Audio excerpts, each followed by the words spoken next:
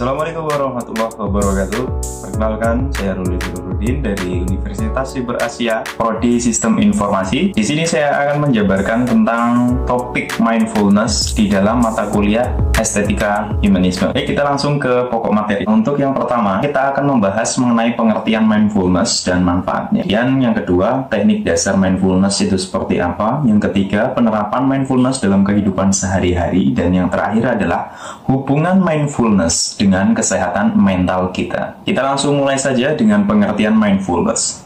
Mindfulness adalah praktik kehadiran penuh dalam momen ini di mana seseorang menyadari pikiran, perasaan, sensasi fisik, dan lingkungan sekitarnya tanpa menilainya. Artinya, semua dilakukan dengan penuh kesadaran. Kemudian, manfaat terhadap kesehatan mental, manfaat terhadap kesehatan fisik, dan manfaat dalam hubungan sosial, di mana manfaat kesehatan mental dapat disimulasikan dalam praktik mindfulness, yakni dapat membantu mengurangi kecemasan, depresi, dan meningkatkan kesejahteraan emosi seseorang, karena semua hal yang dilakukan adalah penuh kesadaran. Ketika seseorang sudah menyadari sesuatu, oh ini benar, oh ini salah, artinya semua dapat terkontrol, sehingga akan berpengaruh pada kesehatan mentalnya masing-masing. Kemudian manfaat bagi kesehatan fisik. Penerapan mindfulness juga terbukti dapat menurunkan tekanan darah.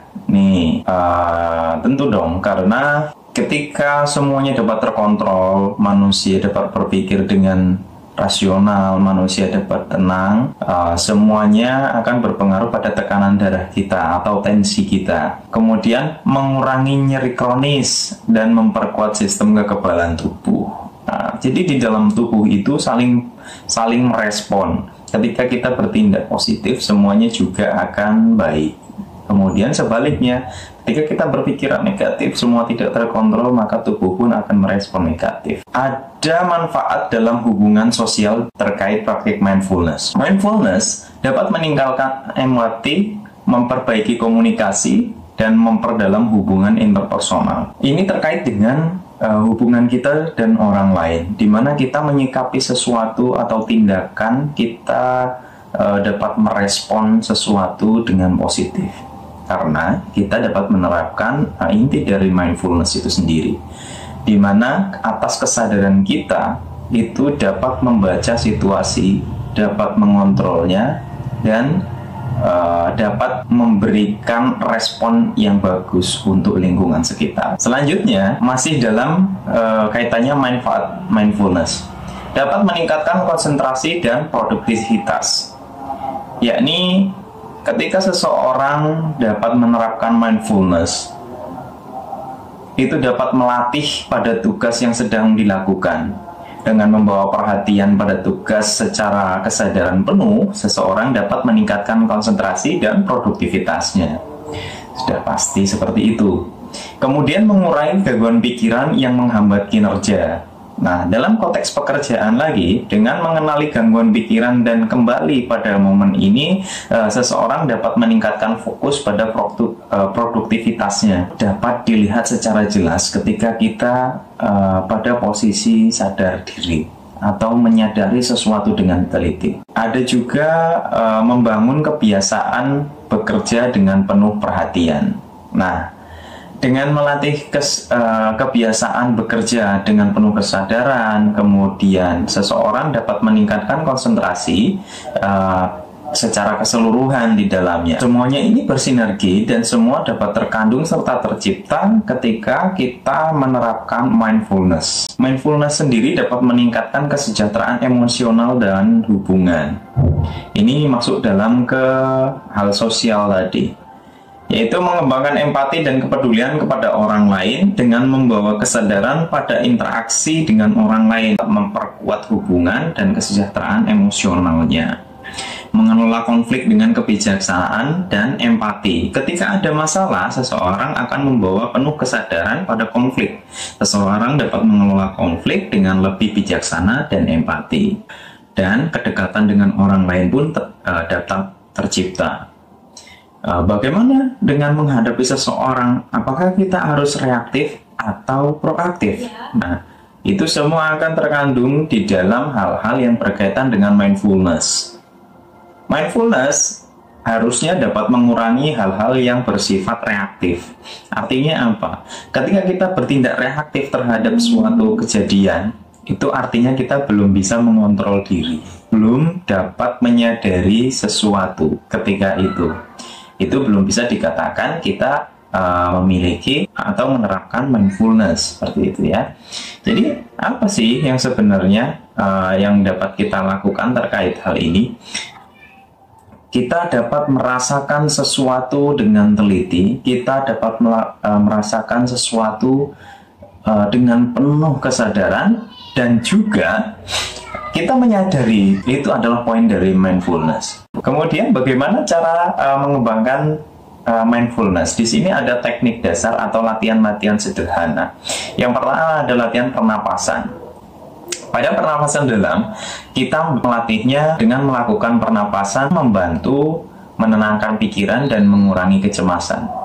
Oke, kita tarik napas dalam misalnya, kemudian dilepaskan. Nah, di situ akan mengembalikan tingkat kesadaran kita. Kemudian pernafasan perlahan, masih mirip dengan pernafasan dalam tadi. Rasakan aliran udara masuk dan keluar secara perlahan dapat menciptakan kedamaian batin. Nah, di situ kita dapat melatih mindfulness kita.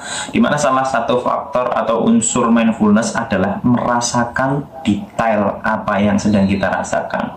Misal kita menghirup udara, dimulai dari hidung, kemudian masuk ke dalam organ-organ pernafasan, semua akan terasa. Nah, itu adalah salah satu contoh bagaimana kita merasa tersadar penuh atas apa yang terjadi dengan diri kita. Kemudian mengikuti aliran nafas. Mengamati aliran nafas secara alami dapat membantu memusatkan perhatian pada momen sekarang. Nah, ini seperti apa yang saya singgung tadi di dalam pernafasan perlahan.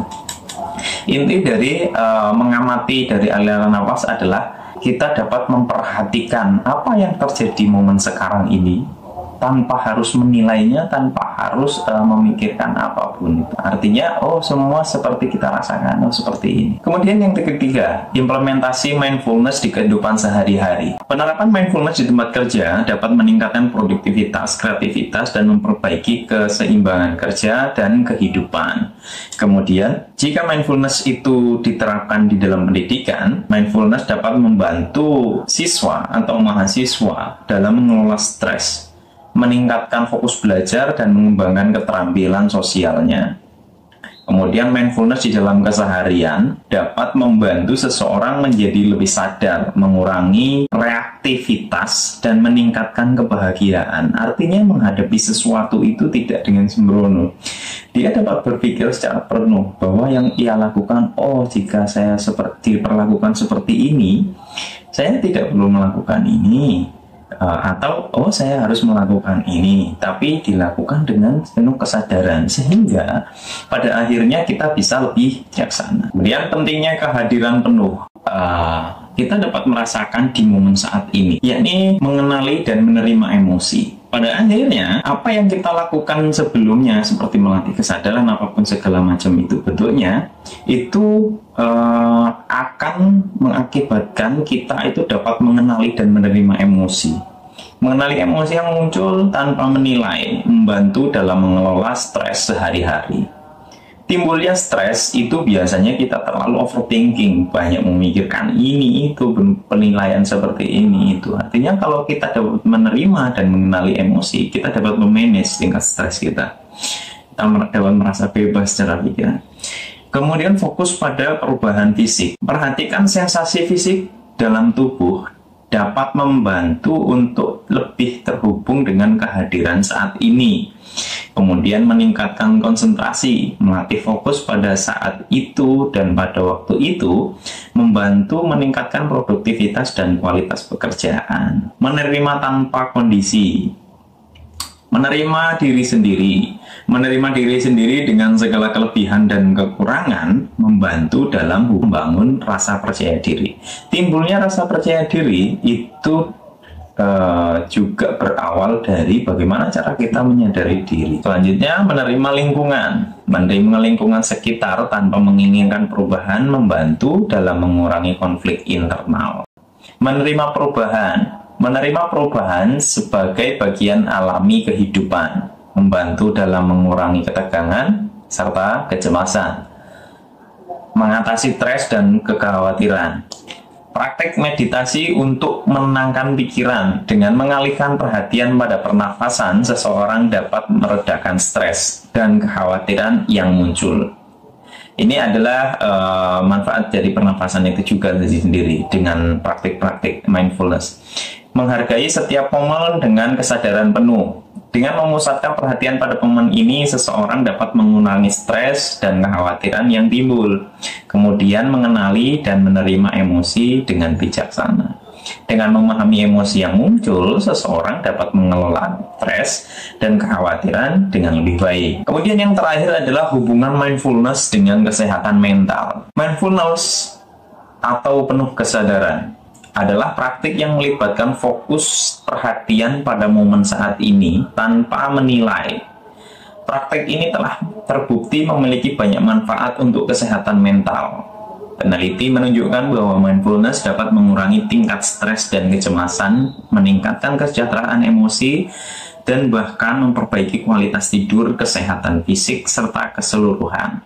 Kabat-Zinn 1994. Selain itu, mindfulness telah ditemukan dapat meningkatkan fokus dan konsentrasi yang berkontribusi pada peningkatan produktivitas dan kinerja di berbagai aspek kehidupan, termasuk akademik dan profesional.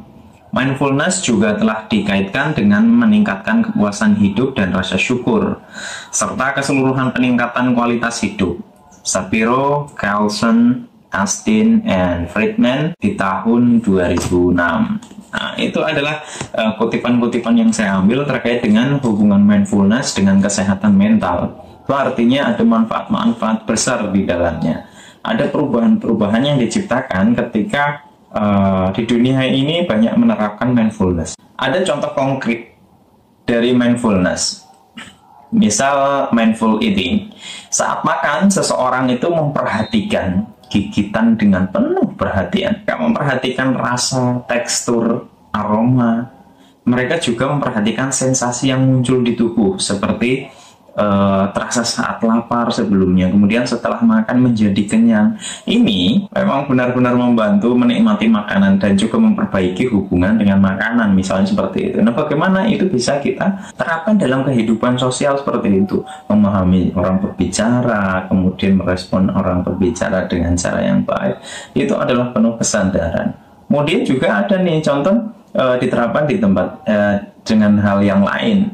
Mindfulness walking, kaki menyentuh tanah, pergerakan tubuh, dan di lingkungan sekitar itu seperti apa. Itu benar-benar membantu kita dalam merasakan atau mengalami hal itu terjadi dan menghargai momen berjalan itu sendiri. Nah, sekali lagi, bahwa secara keseluruhan, mindfulness adalah tentang membawa kesadaran penuh dan perhatian pada momen ini, menikmati dan menerima setiap pengalaman tanpa menilai. Itu saja pembahasan mindfulness dari saya. Sampai di sini dan terima kasih. Wassalam.